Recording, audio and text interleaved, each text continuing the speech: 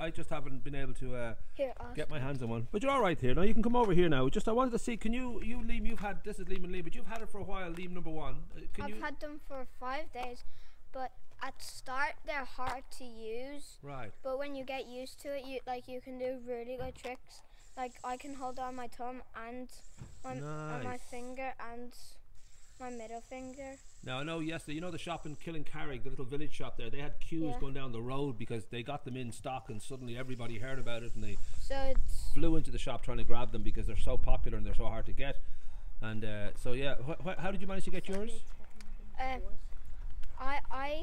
You can get them in village store, but I got these in Wicklow in the gadget store. Okay. And they were €5 for one, and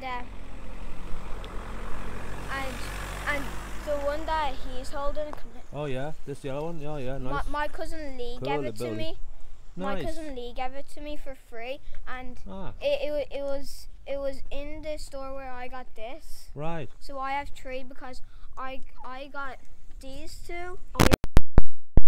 Right. These 2. Oh, nice. These 2. And just curious too, when you first heard about them, was it through the internet? Was it on television? Was it just friends? I seen them. I never knew about them. Right. I seen them on YouTube. Okay. And then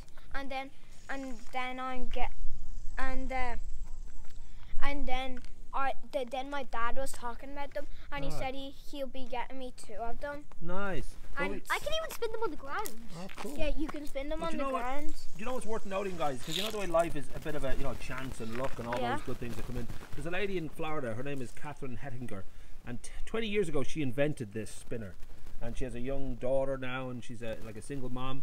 And how long were these invented? 20 years ago she's come up with the idea. Now the thing is that when you invent, I know, but that thing, when you invent something, it doesn't always take off straight away. People have to, some factory or some company says, okay, we'll make them, we'll go into partnership with you. So it took 20 years. It took 20 years for somebody to recognize how good they were. But you know what happened to this lady? You basically have to pay, to keep the rights to that. So when you own something, when you've designed it, you own it. It means that when there's money made, that you're the owner of it. She made the fidget spinner. Yes. Now that's the thing. She invented it, but in 2005. It was going to cost her $400, which is about €400, to keep the patent. That she would still own it, but she couldn't afford it, so she couldn't pay it. So the patent was basically then free. So somebody else saw it, and they made the patent on it, and they produced it, and now it's been selling for tens and tens of millions around the world.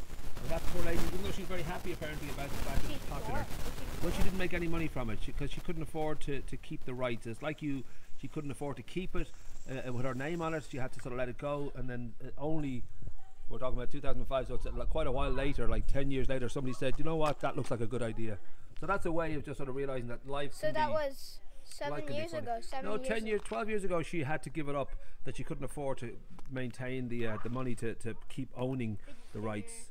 So it's a bit of a shame when that happens, really. But it's just a lesson in life that you never know how things turn out. But apparently she's very happy for people to have got so much joy out of it. So yeah, any tricks? You did show me a little bit of what you can do there. So any kind of what's your favorite way to play it? Yeah, I've never. It looks kind of cool now. I've never actually tried it out.